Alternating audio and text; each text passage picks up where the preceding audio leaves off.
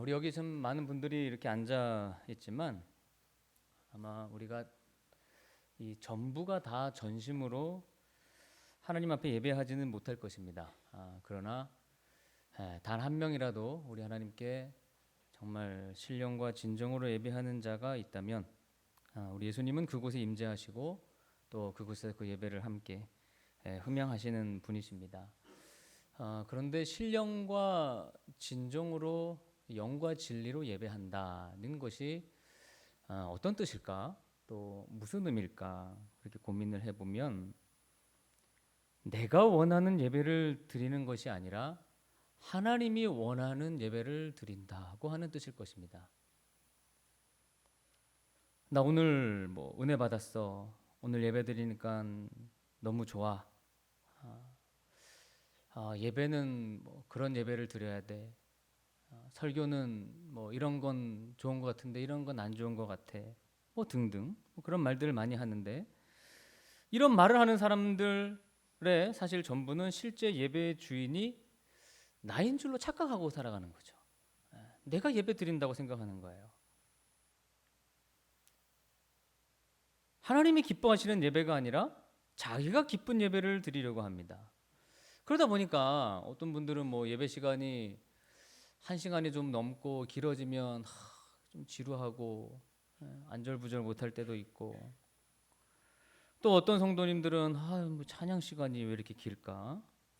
또 똑같은 찬양 부르면은 또 싫기도 하고, 또 어떤 분들은 우리 목사님의 설교는 좀 내 생각에는 좀 많이 다른데, 그런 마음이 불편할 때도 있고. 자, 이런 모든 것들이 왜 그런 걸까요? 간단합니다. 내가 주인이기 때문에 내가 좋아하는 찬양, 또 내 마음에 받아들여지는 그런 설교, 그런 예배의 모습, 이런 것을 해야 예배 드린 것 같은 거죠. 소위 말하면 이게 바로 주객이 전도된 거예요. 주인이 바뀐 거예요. 하나님은 우리가 빌고 빌어서 오시는 분이 아니라 이미 오셔서 우리 예배를 기다리시는데, 우리가 예배 드리는 모습을 보고 다 자기들이 왕의 자리에 앉아 있는 거예요. 그래서 돌아가시는 거예요. 그래서 내 안에 오시지 않고 가시는 거예요. 이미 우리가 그 예배의 왕을 차지하고 있는 겁니다. 예배는 내 마음에 맞으려고 드리는 것이 아닙니다.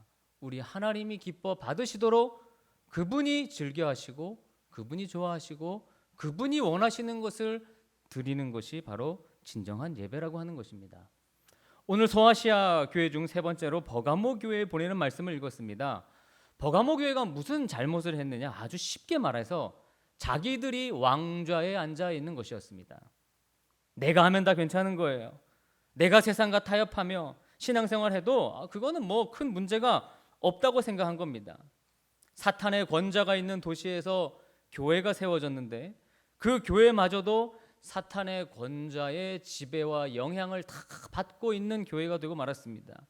여러분, 우리가 왕이 되어서는 절대로 안 됩니다. 우리 주님이 원하시는 예배를 드려야 하고 주님이 원하시는 삶을 살아야 합니다.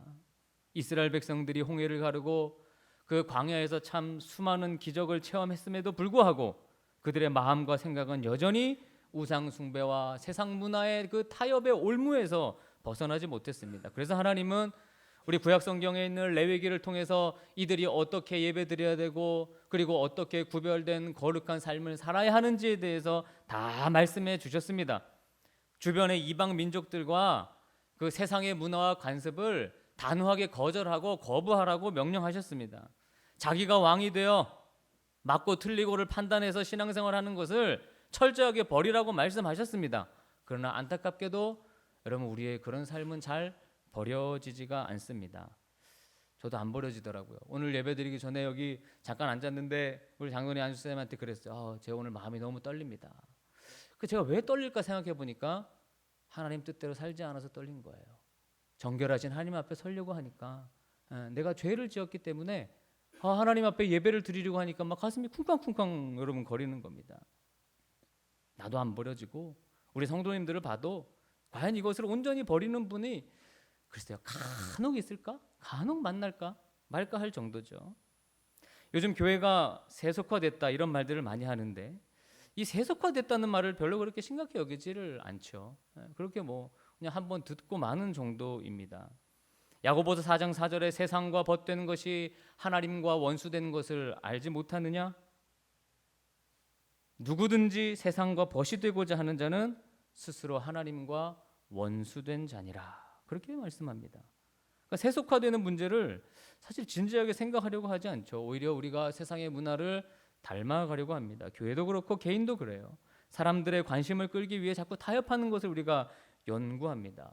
교회는 박해와 세상에서 또 우리 군에서 이 거절당하는 것을 두려워하기 때문에 항상 세상의 기대와 끊임없이 변하는 세상의 풍조에 따라가려고 하는데, 버가모 교회에 보낸 이 편지가 바로 우리들의 이 세상의 그런 모습이 참 위험하고 우리 주님의 심판을 야기하는 일이라는 것을 저희들에게 알려주고 있는 본문입니다. 오늘 버가모 교회에 주시는 말씀을 통해 우리가 진정 하나님이 원하시는 예배를 드리고 세상과 구별된 거룩한 삶을 살아가는 그런 성도가 될 수 있도록 우리 기도하는 심정으로 본문의 말씀 한 절 한 절을 살펴보도록 하겠습니다. 먼저 12절과 13절 말씀을 함께 다 같이 읽어봅니다. 12절과 13절입니다. 시작. 버가모 교회 내가 어디에 사는지를 내가 아노니 거기는 사탄의 권자가 있는 데라. 내가 내 이름을 굳게 잡아서 내 충성된 증인 안디바가 너희 가운데 곧 사탄이 사는 곳에서 죽임을 당할 때에도 나를 믿는 믿음을 저버리. 아멘. 버가모라고 하는 도시는 이 300m, 해발 300m 정도가 되는 어떤 언덕, 큰 언덕지대에 위치한 그런 도시였습니다. 소아시아의 당시 수도였고 에베소나 서머나처럼 항구 도시는 아니었지만 많은 사람들이 왕래하는 그런 중심에 위치한 도시였습니다. 역사적으로 이 버가모가 아주 유명했던 이유는 이곳에 여러분 잘 아시는 그 알렉산드리아 도서관이라고 하는 것을 혹시 세계사를 공부하면서 배워보신 분들이 있을 거예요. 그 알렉산드리아 도서관 그리고 버가모 도서관이 위치했는데 무려 그 책을 가지고 있는 숫자가 20만 권이 넘었다고 합니다. 뭐 지금이야 그렇게 모집해서 책을 진열해 놓을 수 있겠지만 그 당시 20만 권이라고 하면 아주 엄청난 숫자죠. 또 이 버가모를 상징하는 것이 또 하나 있는데 신전이 많았어요. 신전 어마어마하게 많았습니다. 아주 전 세계에서 유명한 신전은 다 여기 갖다 놨다고 해도 과언이 아닙니다. 제일 먼저는 이 황제를 숭배하는 신전이 있었어요. 아우구투스 황제, 트라야누스, 그리고 세베루스 황제. 그리고 여러분 그 그리스 로마 신화에 나오는 신들 중에 제일 유명한 신이 누구입니까? 제우스. 바로 제우스 신상이 있던 곳이었습니다. 그 제우스 신상은 그 버가모 도시 주변 어디에서 봐도 그 신상이 보일 만큼 아주 큰 규모로 우뚝 서서 모든 사람이 그 신전을 바라볼 수가 있었다고 하는 거예요. 뿐만 아니라 또 유명한 신전이 하나 있습니다. 뱀을 숭배했던 아스클레피오스 신전이 있었는데 이곳에는 아주 온 세상의 수많은 병자들이 그곳에 가서 뱀의 기운을 받기 위해 뱀신에게 분향하고 제사를 지냈던 곳이에요. 수많은 사람들이 모였던 곳입니다. 그러니까 버가모에는 황제 숭배, 제우스 그리고 뱀을 위한 3대 신전을 보유한 정말 유일한 도시가 버가모인데 한 개만 있어도 그 영향이 큰데 여러분 3개나 있었으니까 사탄의 권좌라고 할 만하죠. 그럴 만합니다. 버가모는 그런 도시였다는 거예요. 우리 주님이 스스로를 좌우에 날선 검을 가지신 자다라고 소개하며 버가모 교회에 보내는 편지를 시작하는 것은 이 날선 검이 어떤 위로함을 주고 격려함을 주고자 하는 것이 아닙니다. 그런 인사 정도가 아니에요. 버가모에는 수도였기 때문에 로마의 많은 군인들이 그곳에 주둔하고 있었습니다. 로마법이 가장 빠르고 또 신속하게 아주 즉결로 집행되는 곳이 버가모였어요. 크리스천들이 발각되거나 어떤 로마법에 어긋나는 그런 죄인을 잡으면 그 즉석에서 이 로마 군인이 칼로 그를 처형합니다. 바로 죽이는 거예요. 이런 배경을 알면 왜 예수님이 칼을 들고 버가모 교회에 말씀하시는지, 그것을 왜 언급했는지를 조금 짐작해 볼 수가 있죠. 황제와 제우스와 뱀을 숭배하는 그 신전이 사람들이 가득한 그곳을 우리 하나님은 더 이상 보고 계실 수가 없었던 것입니다. 사탄의 영향력 아래에 모든 사람들이 살아가고 심지어 교회도 그 사탄의 영향을 받는다고 하니까 어떻게 주님의 책망을 안 할 수 있었겠어요. 사탄의 권좌가 있었다는 것은 그들이 황제와 제우스와 뱀신을 숭배했지만 사실은 그것은 무엇을 숭배하는 것입니까? 사탄을 숭배했다는 것입니다. 그러나 여러분, 그런 가운데서도 주님의 충성된 증인이 아주 없었던 것은 아닙니다. 황제 숭배를 거부하며 순교를 당한 누가 있었습니까? 안디바라고 하는 사람이 있었습니다. 이 안디바가 우리 그리스도인들에게 잘 알려진 계기가 있는데, 신천지 교주 이만희가 설교할 때 안디바가 서머나 교회 사람이라고 설교해가지고 망신을 당한 적이 있어요. 그 유튜브에 있었어요. 지금은 지워졌겠죠? 네. 여러분, 버가모 교회가 가지고 있는 유일한 장점이었습니다. 교부였던 터툴리안의 기록에 의하면 안디바는 아주 큰 가마솥, 동물 형상으로 만들어진 아주 큰 가마솥 안에 들어가서 그대로 이렇게 불에서 삶아져서 그렇게 순교를 당했다고 기록이 되어 있어요. 그리스도께서는 죽기까지 충실했던 증인 안디바의 믿음을 높이 높이 칭찬하셨습니다. 아, 사탄이 사는 이곳에도 믿음을 지키는 자가 있구나. 그게 안디바였다는 것입니다. 여러분, 사탄이 주관하는 곳에서는 믿음을 지키기가 어렵거든요. 자연스럽게 동화되는 거거든요. 여러분, 신사참배 마음으로 다 하기 싫죠. 그런데 죽이겠다고 하니까 모든 사람들이 옆에서 하니까 나도 동화돼서 그 자리에서 하는 거예요. 우리는 그 분위기에 인간은 누구나 휩쓸리게 되어 있습니다. 그런 곳에서도 주님을 증거할 수 있는 이가 칭찬을 받는 거죠. 여러분, 어디를 가도 주님을 증거하는 증인이 되시기를 주님의 이름으로 축원합니다. 요즘 죽이는 데가 어디 있습니까? 누가 죽입니까? 우리가 그런다. 그저 좀 무시하는 정도겠죠. 그런데도 증인이 될 수 없다면 우리는 타협하고 사는 거예요. 예수님은 이렇게 아주 짧은 칭찬을 뒤로 하고 다시 버가모 교회를 향한 심판의 내용으로 돌아갑니다. 말씀 14절과 15절을 함께 읽어보도록 하겠습니다. 14절 15절 시작. 그러나 내게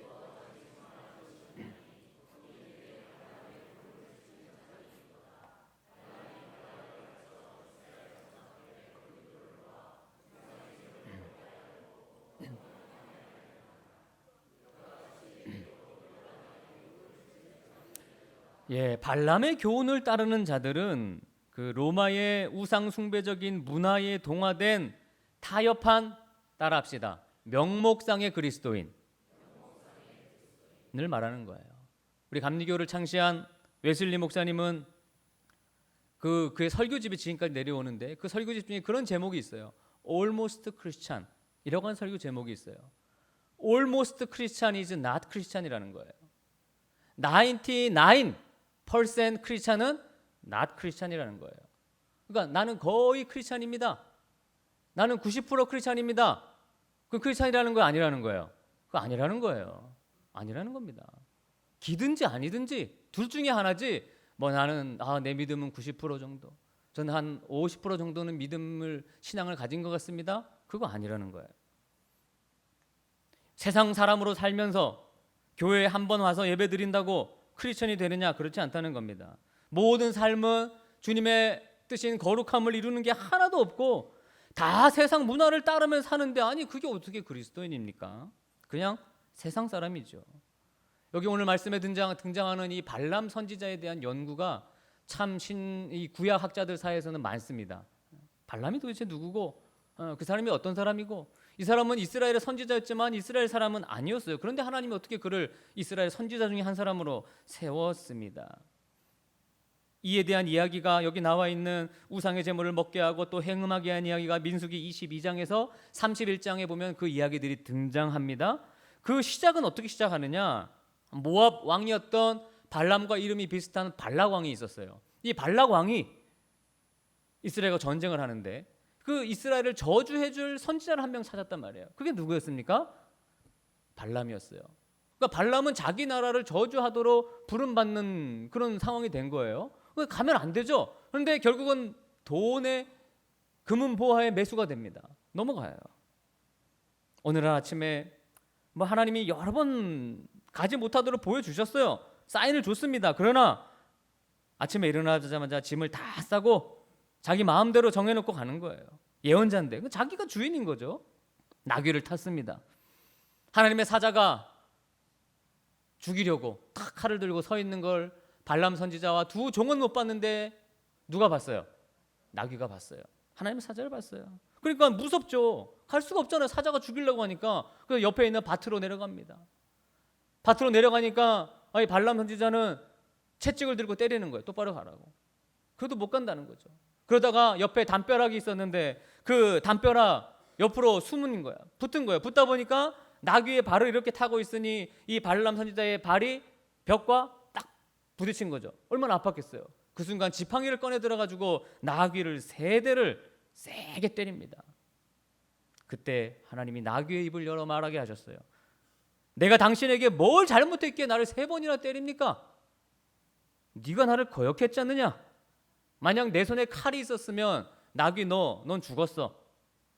그러자 나귀가 말합니다. 내가 일생 당신의 말을 거절하고 듣지 않은 적이 한 번도 없지 않습니까? 그렇지 않나요? 그렇지, 없었지. 그러고 보니까 생각해보니까 나귀가 말을 하고 있는 거예요 지금. 근데 그래도 몰랐던 거예요. 갑자기 근데 보니까 이 녀석이 말을 하네? 사람 말을? 여러분 원숭이가 그 말하는 영화 그게 뭐죠? 아까 일부 혹성탈출. 그 혹성탈출 보면 하다 어느 순간 갑자기 그 원숭이가 사람의 말을 하잖아요. 그거 보면서 저는 이 발람의 나귀가 생각나더라고요. 야, 하나님이 나귀를 들어서라도 말씀하신다. 이제야 발람도 눈을 떴어요. 칼을 든 하나님의 사자를 봅니다. 그 즉석에서 무릎을 꿇고 머리를 숙였습니다. 하나님의 사자가 뭐라고 했습니까? 발람아, 저 나귀가 없었으면 넌 죽었다. 넌 죽었다. 하나님은 우리가 세상에 늘 타협하면서 그렇게 살아가면 나귀의 입을 열어서라도 말씀하십니다. 우리의 상황과 환경과 아픔을 통해 또 설교를 통해 모든 것을 통해서라도 말씀하시는 거예요. 여러분, 그래서 우리가 영적인 귀를 늘 항상 열고 살아야 되는 거예요. 발람이 하나님의 사자를 보고 깨달았으면 이제 쭉 잘해야 되는데 잘했을까요? 못했을까요? 못했어요. 다시 세상으로 넘어갔어요. 그 이후에 민수기 31장에 이스라엘 백성들로 하여금 죄를 짓게 합니다. 미디안 여인들을 부추겨서 이스라엘 남자들과 행음하게 했고 그 사건 때문에 연병이 일어나 무려 24,000명이 목숨을 잃게 됩니다. 또 민수기 25장에 모압 여인들과 음행하고 우상에게 바쳐진 고기를 사람들에게 먹게 한 이야기도 등장합니다. 참 안타깝죠. 하나님의 사자를 만났음에도 불구하고 결국 그는 자기가 주인이 되어 거룩한 삶을 살지 못한 것입니다.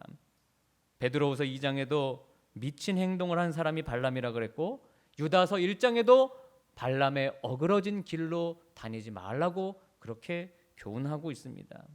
여러분, 잘 생각해 보세요. 나귀도 하나님의 사자를 보고 주님의 음성을 듣는데 왜 우리 그리스도인들이 하나님의 음성을 듣지 않고 그냥 부는 바람처럼 자기 원하는 길로만 가고 자기 원하는 방식대로 믿고 자기가 원하는 예배만 드립니까? 여러분, 하나님의 음성 듣고 그 음성대로 신앙생활 하지 않으면 결코 우리에겐 변화가 없습니다. 변화가 있을 수가 없어요. 발락이 보낸 사자가 우리가 예배하고 가는 저 문 앞에 딱 기다리고 있어요. 문 열리길 기다리고 있는 거예요. 문 열리면 저랑 우리 좋은 사람들이 서서 인사하는 것 같죠? 아니에요. 거기 발락이 보낸 사자가 딱 있다가 우리 나오는 모든 교우들의 머리를 한 대 치는 거예요. 팍! 팍! 왜? 듣고 결단한 말씀을 그 나가는 순간 잊어버리는 거예요. 나가는 순간. 그래서 우리는 늘 또 다시 세상에서 그대로 평소 살았던 대로 살아갑니다. 예외가 없어요. 그냥 잊어버리게. 이게 맞습니까? 틀립니까? 맞죠? 이 시간에 아무리 결단하고 마음에 감동이 있고 은혜가 있어도 나가는 순간 그 선지자 유혹에 우리는 하나 없이 다 속절없이 무너져요. 결국 발람처럼 망하게 되는 거예요. 사람이 한 번 잘못된 길, 교만한 길로 들어가면요, 그거 돌아오기가 결코 쉽지 않습니다. 버가모 교회에 그런 교인들이 많았어요. 우리 교회는 많지 않을까요? 솔직히 오늘날 시대 대부분의 교회와 교인들은 이 버가모 교회와 교인들과 같습니다. 이건 틀린 분석이 아니라고 생각해요. 자, 그 다음 16절과 17절을 보겠습니다. 16절과 17절입니다. 시작. 그러므로 회개하라. 그리하지 아니하 내가 내게 속히 가서 내 입의 검으로 그들과 싸우리라. 귀 있는 자는 성령이 교회들에게 하시는 말씀을 들을지어다. 이기는 그에게는 내가 감추었던 만나를 주고 또 흰 돌을 줄 터인데 그 돌 위에 새 이름을 기록하는 것이 있나니 받는 자 밖에는 그 이름을 알 사람이 없느니라. 아멘. 그러므로 회개해라. 회개해라. 생활 방식을 바꿔라. 좋아하는 거 바꾸고 세상의 좋은 것에 넘어가지 말고 자기가 주인이 되어 주님의 음성 무시하지 말고 어울리지 않는 멍에를 세상에서 짊어지지 말고 교회에 미치는 부도덕하고 불경스러운 사탄의 권자들을 다 제거해라. 그렇지 않으면 내가 직접 할 것이다. 이런 말씀입니다. 이런 뜻입니다. 하나님의 계획은 뭐 어설픈 약간의 정도가 아닙니다. 세상에 그릇된 모든 것들과 완전한 결별을 말하는 거예요. 저는 참 설교할 때 무머리만큼 이 성경 이야기만 합니다. 본문 말씀만 가지고 얘기하죠. 가능한 뭐 제가 예화도 잘 안 하잖아요. 이 얘기만 갖고 해요. 하나님이 그걸 원하시는 것 같아요. 그 어떨 때는요 정말 벽에다 설교한 것 같은 그런 느낌을 받을 때가 있어요. 왜? 나가는 순간 다 한 대 맞고 잊어버리니까. 다 상관없어요. 또 삶에 가면 다 아무 상관이 없잖아요. 참 그만큼 우리의 신앙이 너무 멀리 오지 않았나 하는 마음 아픔을 경험하기도 합니다. 요즘 문화에 살아가는 성도들이 이런 말씀을 우리가 못 받으면 어떡할까. 그런 이유 때문에 전하지 않은 일도 비일비재하다는데 여러분 그렇게 타협하지 않고 내가 주인됨을 버리고 끝까지 믿음을 지키고 나가면 우리 주님이 무슨 약속을 했나 보니까 감추었던 만나를 주신다고 했습니다. 이기는 자들을 위한 종말론적인 약속이에요. 우상의 제물을 먹지 않고 오직 하나님과 예수 그리스도께 충성하는 자들이 받을 복입니다. 또 하나는 흰 돌이라는 것이 등장하는데 거기에 새겨진 이름이 누구의 이름이 새겨지는지 지금은 알 수 없죠. 후에 받는 자만 안다고 했는데 뭐 어떤 사람들은 그곳에는 예수 그리스도의 이름이 있다, 아니다 천국에 가는 바로 그 사람의 이름이 있다, 많은 해석들이 있어요. 그러나 정확히는 모릅니다. 아마도 이것은 천국에 마련된 풍성한 은혜와 복을 상징하는 것일 거고 뭐 천국 시민권과 같은 거고 멤버십 같은 거겠죠. 천국에 멤버십을 주는 거예요. 신앙의 순교를 지키는 자에게. 근데 여러분 신앙의 그 순교를 지키려면요 사실 순교까지 각오해야 합니다. 순교까지. 우리 MCF 성경 공부 주일 아침마다 사도행전을 공부하는데 오늘 마쳤는데 거기서 참 많은 이 순교에 대한 이야기가 나와요. 순교. 에휴 목사님, 지금이 뭐 순교를 각오할 시대는 아니죠. 지금 뭐 순교가 우리랑 맞는 건 아니죠. 근데 그걸 어떻게 합니까? 그걸 어떻게 확신해요? 일제강점기나 6.25를 경험했던 그런 목사님들이 당시 50년대 초반에 60년대 초에 신학교 들어갈 때는 다 신학교 왜 갔는지 아세요? 순교하러 갔습니다. 순교를 각오하고 갔어요. 근데 지금 신학교 가는 학생들 중에 과연 순교를 각오하고 가는 신학생이 있을까? 없습니다. 없다고요. 이것만 봐도 오늘날 시대가 어떤 시대인지 우리는 알 수 있어요. 하나님의 일을 하겠다고 가는 사람들조차도 순교를 각오하는 사람이 없다니까요. 저 어릴 때도 중학교 때도 이렇게 부흥회 가서 말씀 듣고 그러면 친구와 함께 그런 얘기 했어요. 너 순교할 거지? 순교할 거야 나중에. 너도 순교할 거지? 장난으로라도 그 순교에 대한 어떤 개념이 있었어요. 근데 지금 중학교 1학년 애들이 예배 드리는데 너 순교할 거야? 예배 끝나고 야 우리 순교해야지. 이런 애들이 있어요? 예배 시간 다 핸드폰 끝나면 이거 요즘 세상 이 얘기만 하지. 문화에 있지. 누가 젊은 애들이 이 순교에 대한 개념, 그러니까 이런 개념 자체가 없는 시대예요. 그런 개념이 없어요. 지금 이 시대는. 그러니까 순교에 대한 얘기가 사실 우리에게 전혀 여러분 마음에 단 1%도 이게 감동이 되지 않는 거예요. 우리 그런 시대에 살고 있어요.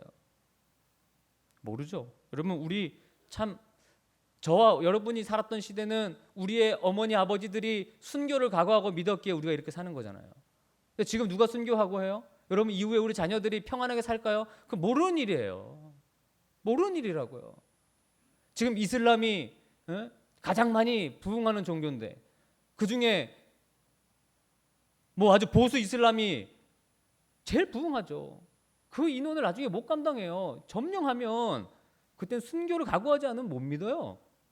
그럼 이슬람이 어느 나라를 타겟으로 하겠어요? 1번 미국, 2번 그 다음 선교사 많이 보이는 나라 어디냐? 탁 찾아봐. 사우스 코리아. 진격. 그러면 우리 자녀들은 순교 각오하고 믿어야 돼요. 여러분 이게 무슨 뭐 그냥 안 이루어질 일 같나요? 그렇지 않아요. 그렇지 않은 거예요. 세상 일은 모른다니까요. 중요한 일이 이게 너무나 중요한 말씀이에요. 그래서 우리의 이 시대에 우리의 이 믿음 때문에 참 우리의 후손들이 여러분 불쌍하잖아요. 그들이 걱정되는 거죠. 그런 생각을 가지고 신앙생활을 해야 한다는 거예요. 나만 잘 믿고 끝나면 될 일이 아니라는 거예요. 그런 종말론적 신앙, 이 순교자적 신앙, 세상 너무 좋아하지 말고 타협하지 않는 신앙. 누군가는 이런 신앙을 살아야죠. 여러분 17절에 이기는 자에게 상을 주신다고 했습니다. 그런데 여러분 이긴다고 하는 것은 싸워서 이기는 거예요. 싸우지 않는 사람이 어떻게 이깁니까? 이긴 자체가 이김이라는 게 없죠. 고난받지 않고 어떻게 극복합니까? 그러니까 극복하기 위해 이기기 위해 이 땅에는 고난과 시험이 오는 것입니다. 세상에 나가서 내가 주인이 아니고 예수님이 주인이 되시기 위해 싸우고 계시냐 하는 말입니다. 타협하지 않고 말씀이 원하는 그런 순결한 신앙생활을 위해 여러분 싸우고 계십니까? 내면의 싸움, 거룩한 삶을 위한 몸부림, 사탄의 권자에 지배받지 않고 나의 자아와 교만에 영향받지 않으려는 그런 영적 전쟁, 이거 싸우지 않으면 가짜라는 거죠. 싸우지 않으면 타협을 즐기고 세상이 더 좋은 대로 살아가고 있는 거니까요. 전혀 그런 싸움이 없다면 여러분께 예수님께 여러분이 왕이 아닌 그 왕의 자리를 내어드리시기를 축원합니다. 우리 안에 예수님이 다스리기 시작하면 그때가 문제 해결의 시작이에요. 만약 여러분이 타협하지 않기 위해, 교만하지 않기 위해, 또 고난이 없거나 십자가가 없거나 싸움이 없거나 불사이를 지나다니지 않는 그런 기독교를 원한다면 그것은 예수님이 이 세상에 주려고 온 길이나 진리나 빛과는 거리가 먼 것입니다. 우리가 조금만 어렵고 힘이 들어도 그 이유는 내가 주인이기 때문이고요. 쉽게 상처받고 조그만 유혹에도 넘어가는 것도 내가 주인이기 때문에 그렇고, 우리가 조그만 모습에도 교만이 발동하는 것도 내가 주인이기 때문에 그렇고, 세상에 쉽게 타협하는 것도 내가 주인이기 때문에 그렇습니다. 여러분 예수님께 여러분 인생의 전권을 이양해 드리십시오. 다 드리십시오. 복음의 반대말이 무엇일까요? 무신론이라고 얘기하는 분도 있는데, 내 힘과 내 생각대로 내가 주인이 되는 거, 그게 반대예요. 그럼 우리가 왜 순교를 못하느냐? 내가 하려고 하니까 안 되는 거죠. 여러분 고난을 두려워하지 마십시오. 내가 무너지는 거 두려워하지 마시고, 여러분이 수고하여 쟁취하는 것을 잃는 것을 두려워하지 마십시오.